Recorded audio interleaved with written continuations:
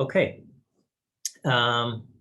Today we'll take a look at kind of controlling the flow of execution and lists. I'm not sure how far we'll get into the lists section, but I want to kind of tack that on because I'm pretty sure we'll get through everything else a little bit quickly. So let's see.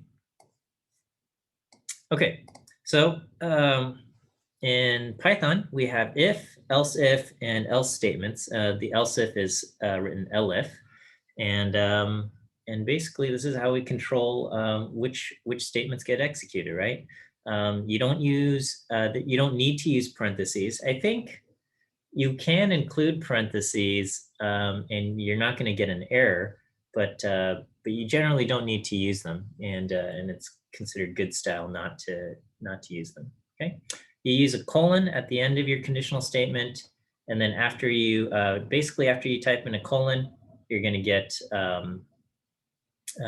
it's going to auto indent, and basically everything that's indented is associated with that conditional statement. And then when there's no longer any kind of indentation, then those are no longer associated with your if statement, okay? If you have an else or an else if, they have to be at the same level of indentation as kind of your first if statement, all right? So just very basic. Here I say x is equal to -3, and then I've got a statement. If x is equal to 0, okay, so we use double equals, right? Print x is 0, otherwise else if, see if x is greater than 0, and then print x is positive. And if it's not that and not that, then x must be negative, right? And so here I put in x is -3, and it prints -3 must be negative, and that's true, right? And just like any other language, the else if or the else statement, they're only executed if the original if statement is false, right? So here I have x equal to 100, and I say if x is greater than 0, print x is positive, and basically as soon as this runs, then this whole code block is done, right? Once this if statement is true, it is not even going to bother evaluating these lines, okay? And so these will never, this one will never get executed. You can nest conditionals when you write your code and stuff, and it will work, but nesting conditionals can be kind of difficult to read, and you should generally try to avoid doing that. And so you can write something like this: x is 5, and then you can write if x, or if 0 is less than x, that's okay. If 0 is less than x, and then you have another if x is less than 10, then print x is a positive single digit number, right? So or basically x is between 0 and 10. It's probably better if you just write if 0 is less than x and x is less than 10, and you use the keyword and there. And here you can kind of write the same output. You can also you're allowed to do operations like this, such as 0 less than x less than 10, and that's kind of gets at the same idea there as well.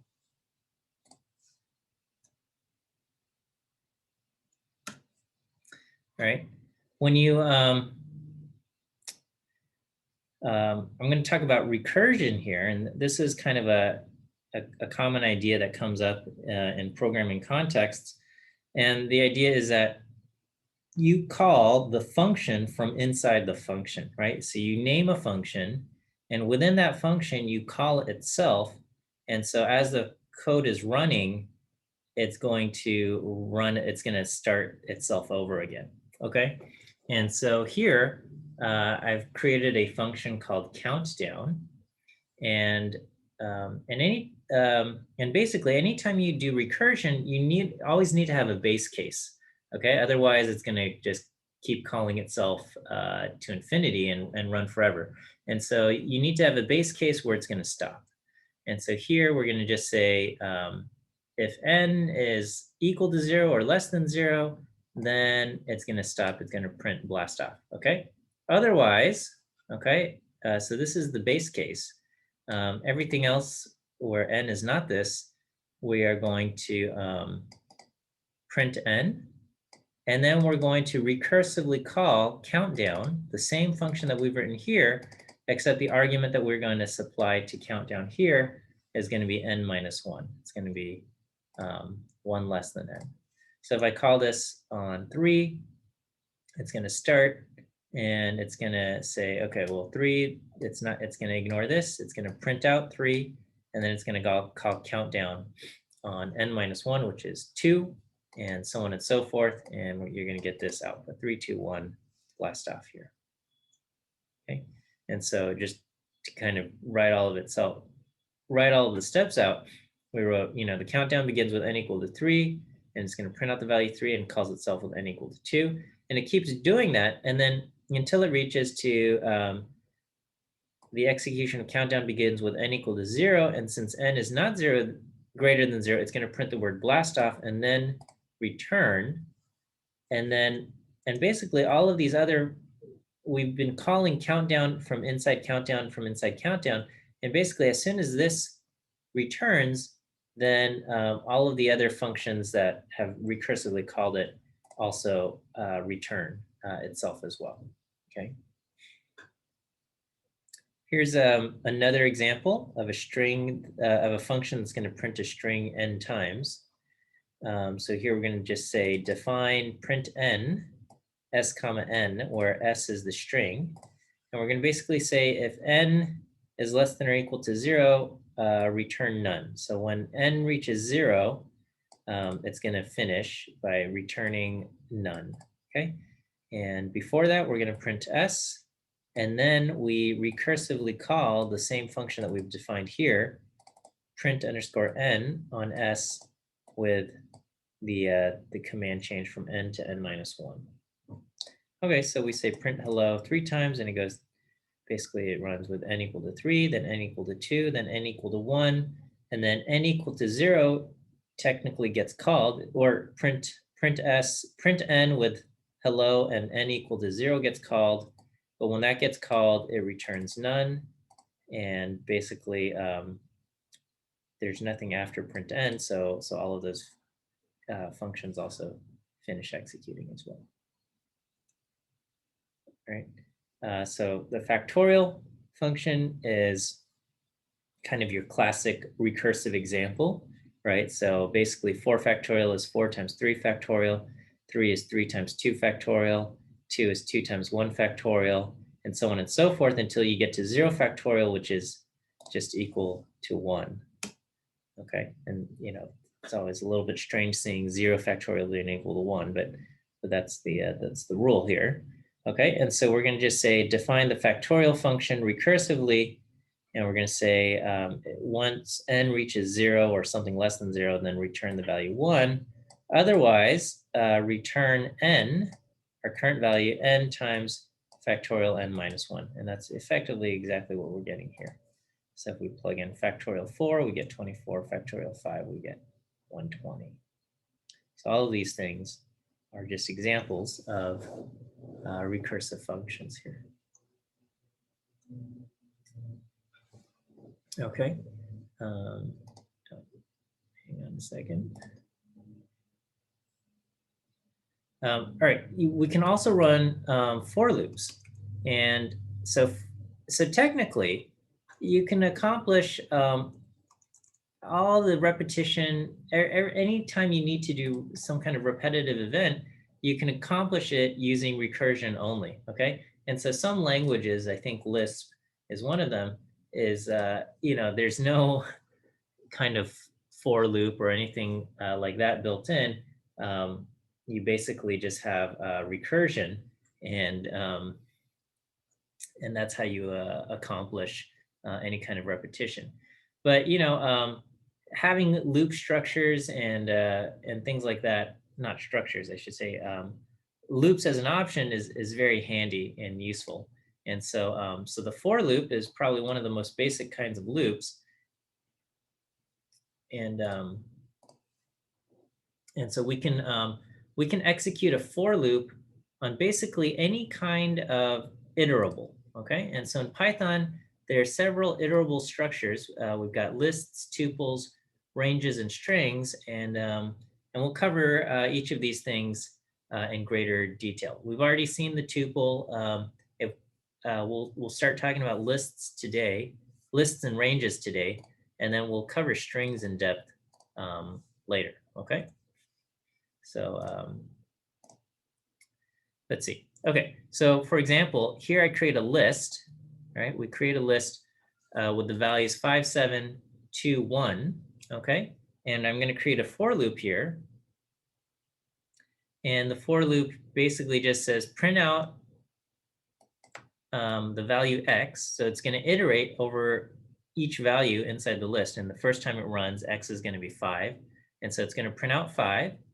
And then it's gonna take Y, which is currently 0, and it's going to add X to it, okay? And this thing plus equal Y plus equals X is basically shorthand for saying Y is equal to Y plus X, okay? I could just write Y equals Y plus X, but basically this just says add X to the number and keep going, all right? And then we're going to print out the running sum is Y, right? So it goes 5, running sum is 5, 7, the running sum is 12, 2, the running sum is 14, 1, the running sum is 15. And that is, that's our, kind of your first basic for loop. Let me go ahead and give you your first view quiz answer. First view quiz answer for today is the letter B. B as in bear. B as in bear is your first view quiz answer.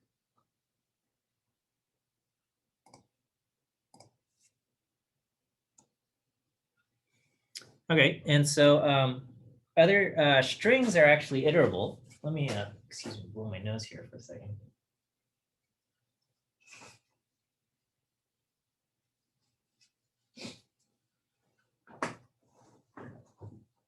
Okay, in Python, strings are iterable, and when you iterate over a string, each character is treated as an item, okay?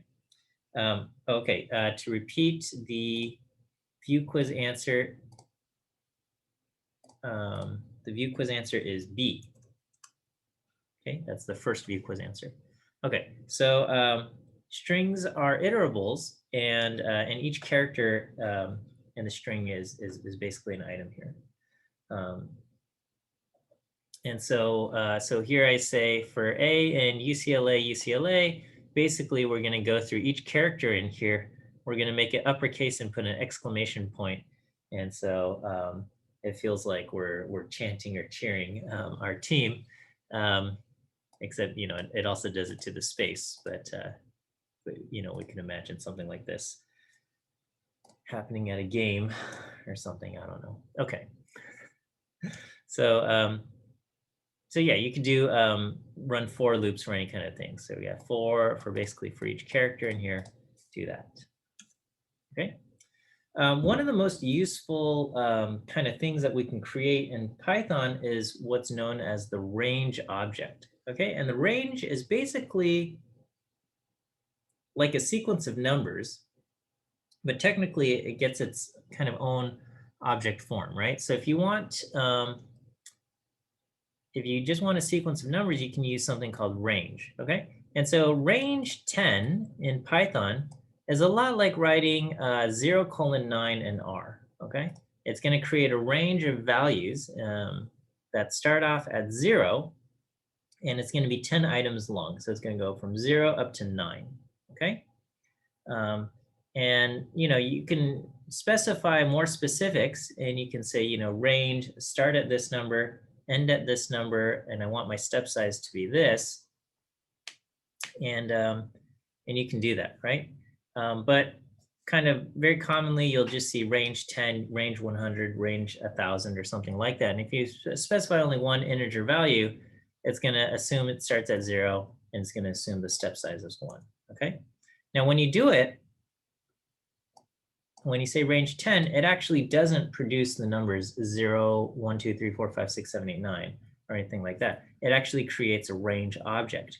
However, when Python interacts with this range object, it pretty much treats it kind of like almost like a list of numbers. Now, if you want the list of numbers itself, you can actually throw range 10 inside a list, and it will turn it into basically the list of values. Okay, so one thing, we could just print this out. We could say for each value in range 10, print the value. Okay, and here I specify the argument end equals space because by default the print command will start a new line. We'll end each, after it prints something out, it starts a new line. But here we're going to just put a space, and then so it prints out 0 through 9. Okay. Here I've got range 5, 10. And so this is going to go from the values 5 up through 9, up to but not including 10. And if I throw that into a list, if I throw range inside a list, it's going to produce a list, 5, 6, 7, 8, 9. You could specify a step size, okay? And you'd get basically 0, 2, 4, 6, 8 through 18. Okay, so remember the kind of the last number you provide here is not going to be included. So here we're starting off at 0, going up to 20. The step size is 2, so we end up going from 0 to 18. Okay, and again, that's thrown inside a list. Okay, you can do range 0, 21, 2, and here I'm throwing all of these in lists. Generally, you would not actually put them in lists. You'd kind of just leave them in range object as a range object and allow Python to kind of turn them into numbers as necessary. You'll kind of leave it as the iterable that it is, because the conversion to make it a list is going to basically consumes computational power, because it actually has to write out these numbers, okay? I mean, or like produce these numbers in actual memory. Whereas over here, you can just kind of leave it as a range object, right? And so you can set this upper limit to like 1 billion, and it's not going to kind of bog your machine down until it actually comes time to interact with it. Whereas if you put in list range 0, 1 billion there, it's actually going to have to produce all billion numbers to put inside a list. Okay, and that's actually going to consume a lot of memory. Okay, if you try to do something like this and you say range 0, 20.1, 2 or something, this is not going to work. Okay, this is not going to work because range will not accept floats. Okay, will not accept floats. Okay. Question, can you use a range object to subset something? Yeah, you can use range objects to, for a lot of different purposes. I will show you in a moment. We'll do list slicing towards the end of the lecture. And that's going to be kind of your primary tool for subsetting. Range objects, we kind of treat them more like iterables, if you want to use them inside some kind of, loop or something like that. Okay. So just notice the difference between this one and this one. These are similar, but this one goes up to, but not including 20, so it ends up at 18. And this goes up to, but not including 21. And even though 21 itself is not divisible by 2, we're going to go up to 20, and then the range, the numbers that it produces ends there. Can the argument of start be larger than the end? Yes. Okay. You have to, and that's exactly what I have on this slide here, on the next slide.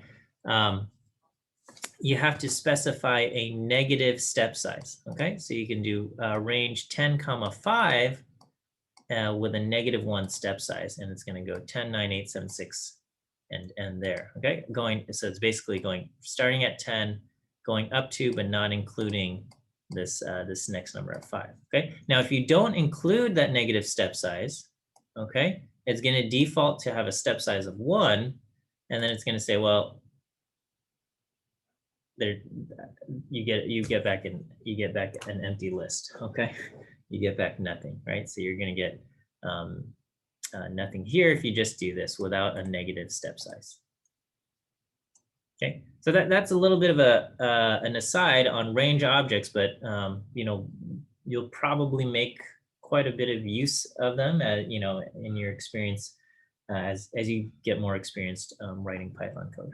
Okay, while loops. I think you guys are familiar with while loops. Okay, and basically it's just there's some kind of conditional statement, and all of the lines of code associated with that conditional statement will just keep running until that while statement becomes false, right? So here I start off with I equal to 0, and we're going to say while I is less than 10, print out I, and then increment I by 1. Okay, and so we're going to start off at 0, and it gets up to 9. And then at this next iteration, I is going to take on the value 10, and then and it starts to loop over, and it says, you know, is I, which now has the value 10, less than 10, that comes back false, and so the loop stops. So if I, after this code runs, if I ask, what is the value of I, it comes back and it says, you know, the value of I is the number 10.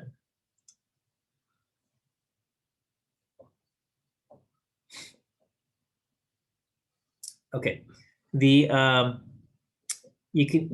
also can write break statements and continue statements, and these break will just kind of terminate the loop. Okay, whereas continue will skip the remainder of the current loop and go on to the next iteration and ignore any kind of any code that remains. So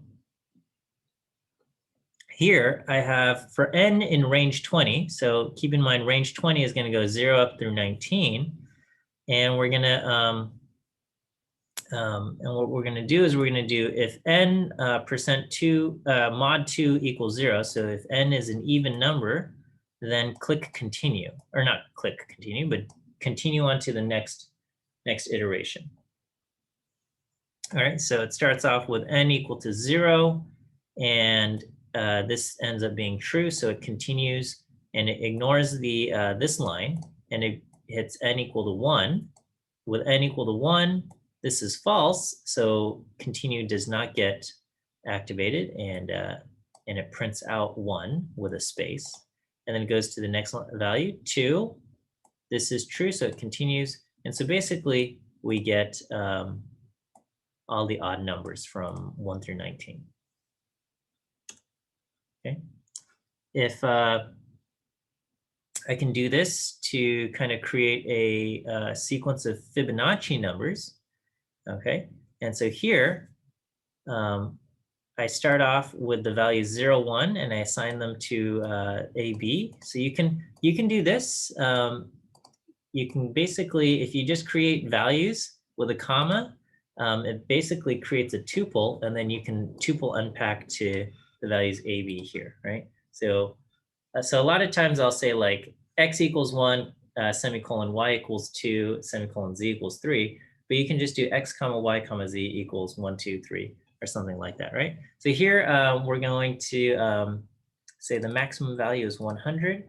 I'm going to create an empty list. This is how you can initialize an empty list. And here I start off with the statement while true. So while true is going to just run forever until it encounters a break statement, okay? And here, basically, I create a tuple, and I assign the values from this tuple over to this tuple. So AB is going to equal B comma A plus B. And so we're going to take kind of our current value of A and B and set them equal to B and the next number A plus B.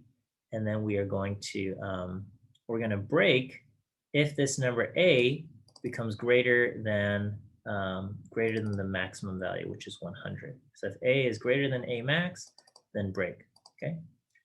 We haven't gotten to list methods yet, but we will take a look at that. And basically, I just should take the list and append whatever value of A we have. Okay, we're going to just kind of tack that on. So we start off with an empty list, and we're going to the very first time, A takes on the value 0, okay? But then we're going to say, all right, you know what, reassign A and B to basically be B, which is 1. A is going to take on the value 1. And then the next value will be A plus B will be 1 over here. B is also going to be 1. Okay, and so we tack on the value 1. And then we go through the next iteration. And basically, the next value is going to become 2, and then 3, and so on and so forth. And we get basically a sequence of Fibonacci numbers. Right, so this is it's a compact way to produce this, taking advantage of Python's tuple assignment. Okay, so all of the conditional expressions rely on the use of Boolean expressions. And so I think you guys are familiar with all of this stuff, but I'm going to just kind of show you all of this. So, so here you can just compare numeric values. 5 equal 5, that's true. 5 equal to 6, false. You know, if 5 not equal to 6, so, you know, not equals, that's going to be true.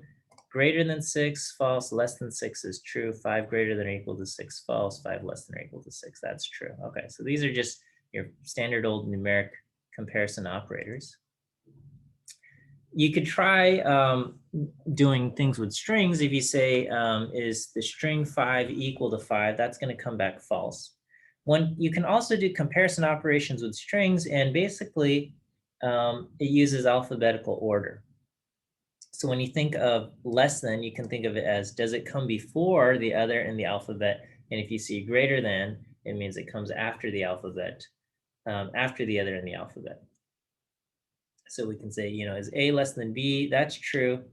The arrangement is that all the capital letters A through Z uppercase come before A through Z lowercase. So you're going to see any capital letter will come before any lowercase letter. Okay, so capital Z comes before lowercase a, and then, you know, among the lowercase letters, they're in regular, as expected, alphabetical order as well. Okay, we can combine Booleans using these logical operators and, or not. Okay, and so you know, I think this is all expected. True and true make true. True and false make false. True or false makes true. Not true is false. Not false is true. Okay, and so, you know, when you're dealing with a Boolean, you have to use the word not. Okay, when we talk about not equal to, back here, we use the exclamation point. Okay, where did it go? Okay, the exclamation point. This is only kind of used when you're doing some kind of like a mathematical like comparison operation. Is this equal to that? Okay. Whereas when you're dealing with Booleans, you're going to be using the word not. Okay, you're going to use and, or, and not, and these are kind of the way we deal with that. Okay, so false or not false is going to evaluate to true. True and not false is also true, right? So it's going to kind of evaluate the not before the other, right? So here you have like the idiom, you know, x mod y equal to 0, equal 0 is kind of a way for us to check if x is divisible by y. So here you can just say, you know, is the number 6 divisible by 2 and 3, right? N mod 2 equal to 0 and n mod 3 equal to 0. That's going to come back true. Is 8 divisible by 2 and 3? That's false. Is 8 divisible by 2 or 3? That comes back true.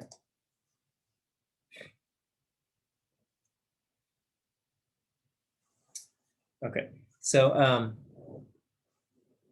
I kind of wanted to go back and just talk a little bit about writing functions. And I wanted to do this at first, but then I realized, you know, I hadn't talked anything about loops or anything. So this is just a little bit of a function writing strategy. And this just applies in general to any kind of programming idea in general, is that basically, if you have to write a function, I advise against just writing the function immediately and just starting to write the function um, without kind of first maybe like prototyping or just getting the code to work in the global environment first. Okay, and once you get it working in the global environment, then you can start thinking about kind of encapsulating and then generalizing the function. Okay, so for example, let's say we wanted to draw a square. Okay, and let's say you're able to kind of control, a little a character that would kind of walk along and draw lines and stuff like that, right? So if you wanted to say, all right, this is how you're going to draw a square, you can say, go forward 100 pixels, turn left 90 degrees, go forward 100 pixels, turn left 90 degrees, and then go forward 100 pixels, turn left to 90 degrees, and then go forward 100 pixels. Okay, and then you would end up back where you started. And then just to kind of have you orient back to the direction you're facing, you can also say turn left 90 degrees there. Okay. All right. And so this is not inside any kind of function. And we can say, all right, this has achieved what we wanted to do of drawing a square. And if I wanted to repeat this, I can just encapsulate this inside a function. Now, probably because I've had written go forward, turn left, I repeated the same code 4 times, and I can just put that inside a loop, right? So we can encapsulate this in in a function that we can write called draw a square. And so I'm going to say define draw square, and then I'm going to have this loop here that says, for I in range 4, what we're going to do is we're going to go forward and turn left, right? And so this now we have a function called draw a square, and we can draw a square anytime we want. What we might want to do is we might want to generalize this, right? So we might say, okay, you know what? All of my squares that I've been drawing, we've been going for the side, the length of one side of the square has been 100 pixels. Maybe I want to generalize that, right? So once you've encapsulated it, then you can start generalizing it, and you can say, all right, where can I replace a number or a certain value that shows up with a variable, right? And so here we're going to just say, all right, draw a square by where the length argument is some number of pixels that we're going to draw, and then we're going to basically just take the exact same code but replace the word 100 or the number 100 with the variable length. Okay, and so this we're just kind of building up from here. Okay, and then we might want to say, what if we want to generalize to be able to draw different shapes, not just squares, but basically other shapes, right? So what if we can start thinking about making a polygon function? Okay, now before we get into actually drawing the polygon and just generalizing straight to a polygon, it's good to kind of just think a little bit about how we would achieve this if I wanted to generalize to draw a pentagon, generalize to draw a hexagon, right? And so if you think about, okay, for a pentagon, what is the angle that that the thing has to make? Okay, so the interior angles of a pentagon, each one is what is it? So you have 3 triangles, 480 divided by 5. I forget, but basically, hold on, I need my calculator here. At the end of the entire trip, basically our person walking is going to be facing the same direction. So basically, it needs to kind of make 5 turns so that they're going to face the original direction. And so the total, the angle that they're going to turn is going to be 360 divided by 5. The interior angle is going to be 108 degrees. Okay, but basically, this person's going to be walking along, and then we'll turn 72 degrees, and then go forward 100, and then turn 72 degrees, go forward 100, turn 72 degrees, go forward, and then so on and so forth until they end up back where they started. And then they'll go there, right? So the angle here is going to be 72 degrees. And we would say, okay, for I in range 5, go forward. You could specify a length, but here I'll just put in 100. And we're going to say turn left 72 degrees, right? If I wanted to do the same thing with a hexagon, basically the interior angles are 120. And basically this person walking along will have to turn 60 degrees to the left, okay, which is 360 divided by 6. Okay, so just by doing a couple examples, right? So the idea is just do a couple examples, with hard code first, and then once you get it working there, then you can think, okay, well, how can I generalize this? Okay, well, what we're going to say is that the angle that we need to turn is going to be 360 divided by n, okay?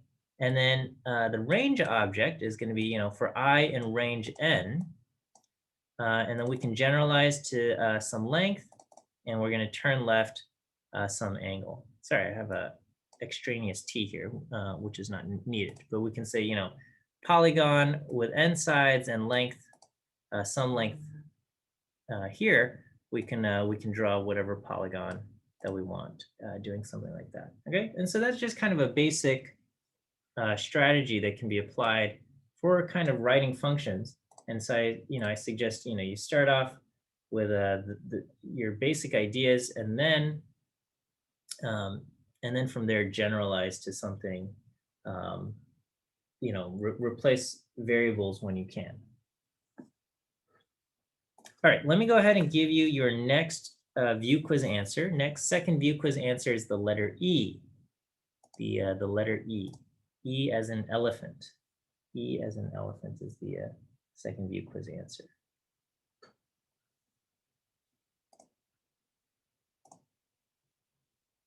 Okay.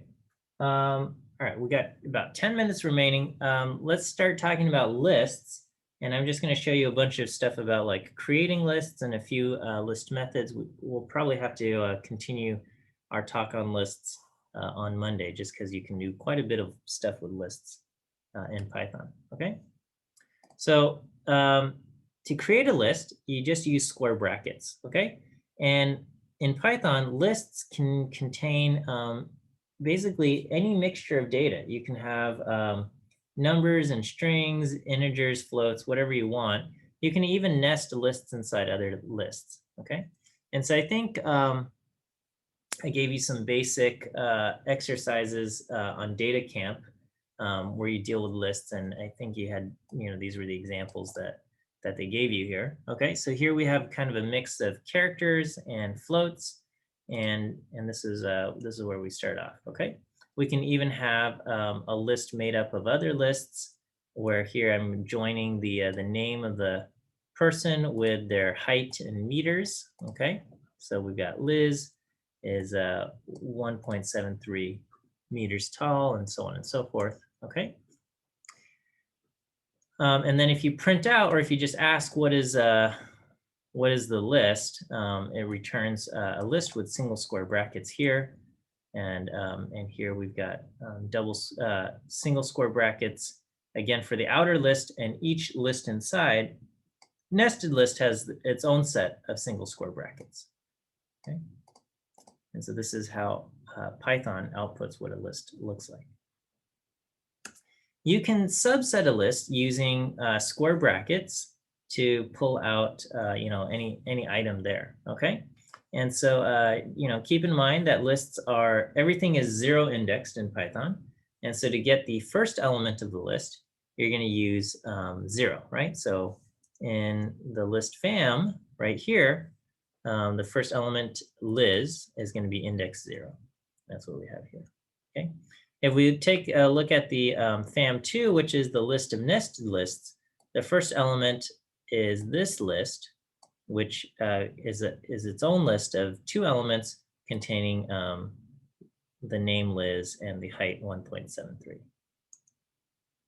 Okay, and so if you wanted to get the name Liz out of fam2, you would subset to the first element, which would be index 0, and then subset to the index 0 element there, which would be the string value Liz. Okay. You can subset using negative numbers. Negative numbers will give you basically that value starting from the end, right? So -1 is the last, -2 is the second to the last. So the last element in the list is 1.89. In FAM2, where you have the list of nested lists, the last element is this nested list with 2 elements dead and 1.89. And similarly, if you wanted to get this value out of, a thing of nested lists, you can use -1 square bracket -1. Right. So probably one of the most common operations that we do with lists is called list slicing. Okay. With list slicing is you basically provide a colon, and it's going to go from one starting at this index, ending up but not including the element at this index. Okay. The way I like to think of it is you could think of the slice happening at the comma. Okay, so number the commas, and you can think of there being like a 0 comma before the first element. But basically, the first comma is 1, is right here, and then here's the third comma. And so if I slice from 1:3, you can say I'm going to slice from this first comma to the third comma, 1, 2, 3. And we're going to get the values 1.73 and the name Emma. Okay, and so if you slice from 1:2, it's going to slice from the first comma to the second comma, and it's only going to pull out this one value, 1.73. Okay, if you don't give it a colon, then it's going to just go extract the element at that index. And so the element at index 1 is 1.73. Okay, so that's just how list slicing works. And so if you do 1:1, okay, if you slice 1:1, you're basically saying slice it from the first comma to the first comma, and there's no element to return. Okay, so you can think of slicing, again, going from comma to comma. So if you say slice from the first comma to the first comma, there's nothing there. Okay, so 0:2 would go from the 0, which would, we can pretend exists before the first element, to the second colon and things like that. 6:8 will go from the 6th to the 8th comma. There's technically not an 8th comma, but you can pretend that there's an 8th comma after the last element and a 0th comma before the first element. If you put in the colon and nothing after it, then it will do everything basically from the second comma onward. Okay, so the index 3 element all the way to the end. Okay, I'm sorry, index 2 element. So basically from the third element all the way to the end, or the index 2 element all the way to the end. And then similarly, if you do :4 with no element coming before the first, then it's going to start basically at 0, going up to the 4th comma there. Okay, so starting at Liz, and then gives you back basically the first 4 elements. Okay, if you do square brackets and a colon here, it's going to basically give you back all of the elements in the list. Okay, and this is known as creating a copy. Okay, so lists in Python are technically mutable, and so if you just assign the name of the list to another variable, they're going to be pointing at the same object. And so if you want to create a copy, this is one way to create a copy, okay, is to slice all of the elements here. Okay, if you subset with nothing inside there, if you kind of give it the subset operator, you get back an error. It says this is invalid syntax. Whoops. It looks like I might have cut a few things here. Okay, so so here is the entire list. Okay, and you can also slice from the using negative. You can do negative slicing. Okay, and so again, you can think of this counting backwards. So you know, 1, 2, 3, 4, 5. 5 commas back. Okay, -5 to 2 commas back. We'll go from here, and so we're effectively going to go from 1.68 to 1.71. Okay, so if I say from -5 to -2, then we will slice that. Okay, here if I slice from 1:3, I'm going to slice from the first comma to the third comma, and we're going to get back a list with 2 nested lists inside. Okay, and this seems to have gotten cut off in the slide. Let me see. How much did I lose? I lost it. I only lost this output. Okay.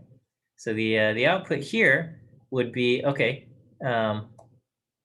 1:3 gives me back this. If I ask for element 0, I would get back this first nested list. And then I say from 0:1, and then this would just return back the name unknown.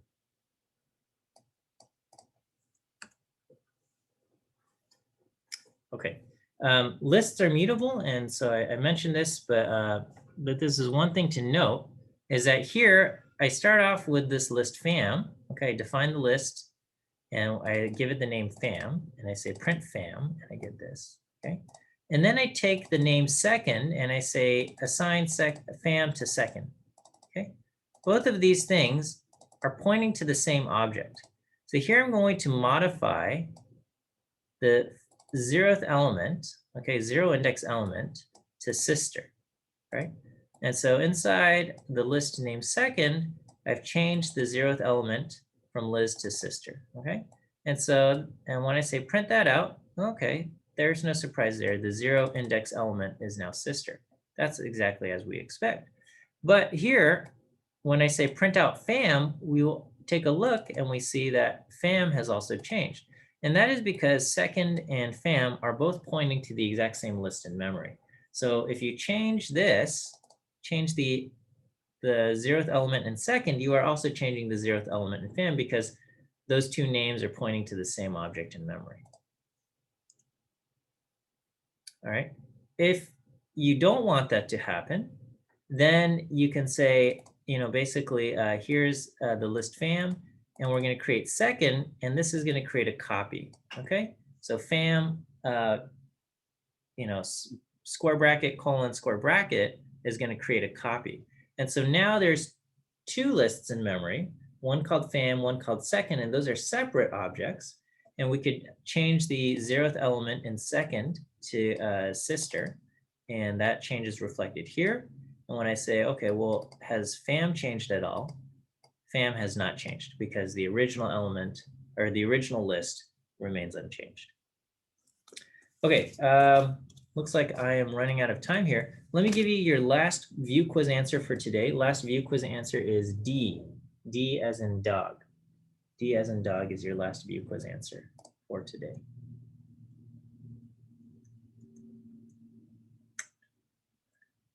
Okay, so we'll